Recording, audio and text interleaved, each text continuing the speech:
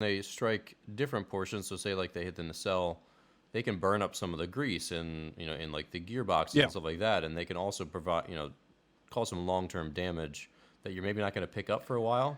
Uh, if you have a fire up under the cells, hopefully somebody notices it. Yeah, you're gonna. Yeah. What tends to happen in the cells a lot of times is in order for those uh, generators to run and all the systems that are required to get them to run properly, there's a lot of instrumentation. So there's a lot of sensors and wiring running around inside the nacelle. And when a lightning current runs through there, all the little sensors and the wiring in the sensor for the sensors picks up lightning transit noise or energy and can damage a sensor, weaken a sensor, fail a sensor.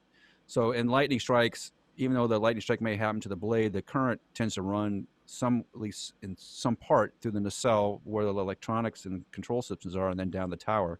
And what you see is failed sensors.